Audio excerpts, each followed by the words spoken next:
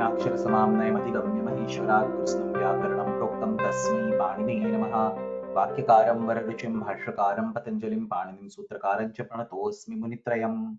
मुनित्रयं नमस्कृत्य तदुक्तिः परिभाव्य च वैयाकरणसिद्धान्तकौमुदीयं विरच्यते। कारक प्रकरण का आज 33वां पाठ है। कर्म कारक के अध्ययन में हम कुल मिलाकर 5 सूत्र पढ़ चुके हैं।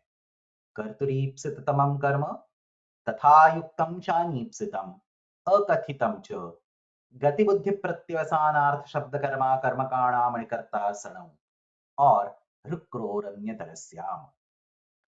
बाकी 5 सूत्र पढ़ने अभी बाकी है।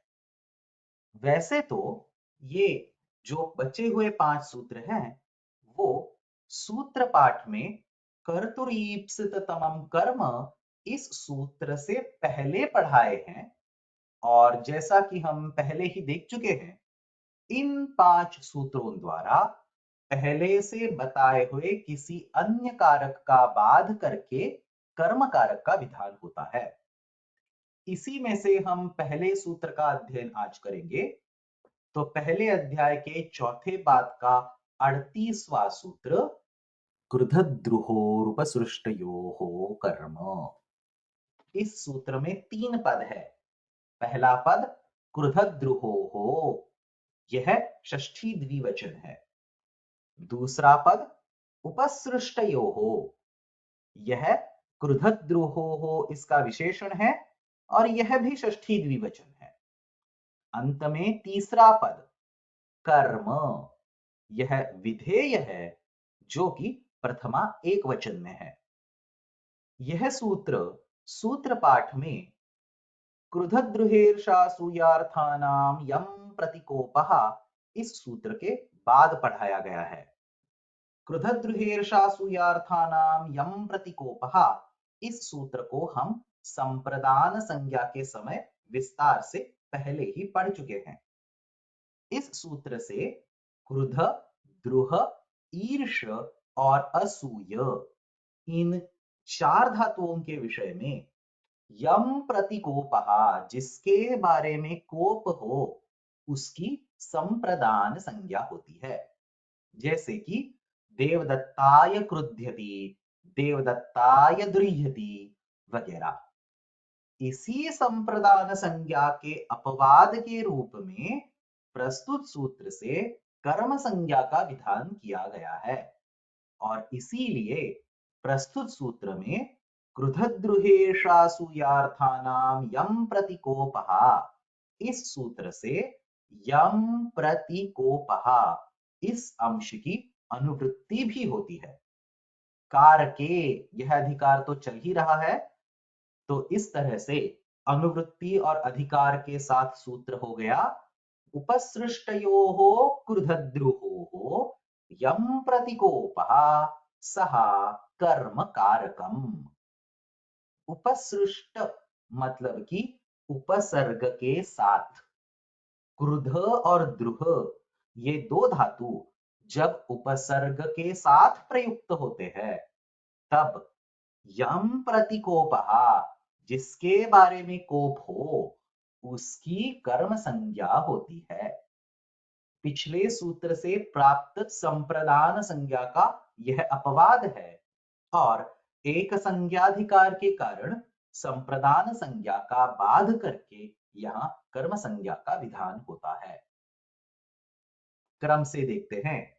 क्रुध, यह दिवादिगण का धातु है, और क्रोध करना यह इसका अर्थ है। क्रुधद्रुहेर्षासूयार्थानाम इस सूत्र के अध्ययन के समय हमने क्रुध इस धातु के अर्थ का सूक्ष्म रूप से अध्ययन किया था, इसलिए अभी फिर से उसकी चर्चा नहीं करेंगे। और वैसे भी उपसर्ग की उपस्थिति में क्रुध इस धातु के अर्थ में थोड़ा सा परिवर्तन आ ही जाता है। जैसे कि अभिक्रुध्यति, मतलब कि सारी ओर से क्रोध करना, सारी ओर से चिल्लाना, और प्रतिक्रुध्यति मतलब कि दूसरे पर क्रोध करना इत्यादि। तो इन सब प्रयोगों में जहां क्रुध धातु उपसर्ग के साथ आता है, वहां जिस पर कोप किया जाए यानी कि जिस पर चिल्लाया जाए, उसकी पूर्व सूत्र से जो प्राप्त संप्रदान संज्ञा उसका बाध करके यहाँ कर्म संज्ञा होती है। इसलिए हम बोलेंगे पिता देवदत्तम अभिक्रुध्यति। या फिर ये वाक्य देख लेना, देवदत्तः यज्ञदत्ताय क्रुध्यति, यज्ञदत्तः देवदत्तम प्रतिक्रुध्यति। देवदत्त यज्ञदत्त पर गुस्सा करता है और यज्ञदत्त भी देवदत्त पर उल्टा गुस्सा करता है। यहाँ क्रुध्यति इस प्रयोग में यज्ञदत्त की संप्रदान संज्ञा होने से चतुर्थी विभक्ति का प्रयोग हुआ और प्रतिक्रुध्यति के प्रयोग में देवदत्त की कर्म संज्ञा होने से द्वितीय विभक्ति का प्रयोग हुआ। ये सब हो गया क्रुध इस धातु के बारे में। द्रुह धातु के लिए भी ऐसे ही उदाहरण दिए जा सकते हैं। देवदत्तः यज्ञदत्तम विद्रुह्यति, देवदत्त यज्ञदत्त से विद्रोह करता है। या फिर देवदत्तः यज्ञदत्तम अभिद्रुह्यति। या फिर पहले जैसा उदाहरण, देवदत्तः यज्ञदत्ताय द्रुह्यति, यज्ञदत्तः देवदत्तम प्रतिद्रुह्यति। अब यहाँ एक छोटी सी बात बोलना जरूरी है। उपसर्ग के साथ आने वाले जो क्रुध और द्रुह धातु, उनके विषय में यह अलग सूत्र क्यों बनाना पड़ा? कर्तुरीप्सिततमं कर्म, इसी सूत्र से उनके विषय में कर्म संज्ञा क्यों नहीं हो सकती? तो इसका जवाब बाल मनोरमाकार देते हैं। क्रुधद्रुहोः अकर्मकत्वात् न हरेः कर्मत्वम्, अतः शेषषष्ठ्यां प्राप्तायां वाचनिकं कर्मत्वम्। क्रुध और द्रुह ये धातु अकर्मक है और उपसर्ग की उपस्थिति में भी ये अकर्मक ही रहते हैं, तो इनके विषय में कर्तुरीप्सिततमं कर्म इस सूत्र की प्राप्ति नहीं हो सकती। यानी कि अगर प्रस्तुत सूत्र नहीं होता तो षष्ठी शेषे इस सूत्र से शेष षष्ठी प्राप्त हो जाती, लेकिन यहाँ तो कर्म संज्ञा इष्ट है और उसी को बताने के लिए प्रस्तुत सूत्र की रचना की गई है, जिससे शेष षष्ठी का बाध करके कर्मत्व का विधान होता है। चलो व्याख्यान देखते हैं।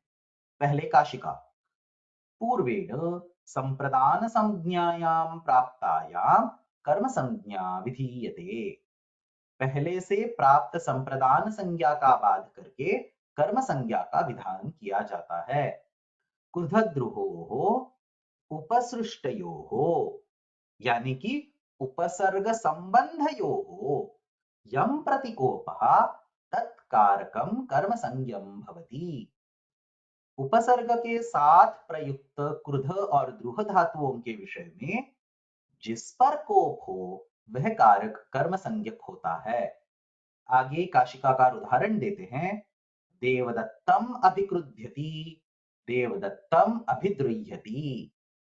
उपसृष्टयोः इति किम?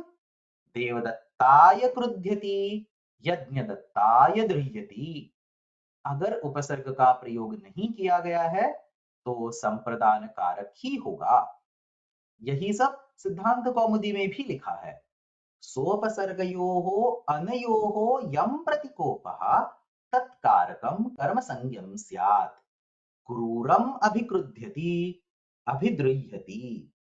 सोपसर्ग ऐसे क्रुध और द्रुह धातुओं के विषय में जिस पर कोप हो वह कारक कर्म संज्ञक होता है, जैसे कि क्रूरम अभिक्रुध्यति या फिर क्रूरम अभिद्रुह्यति।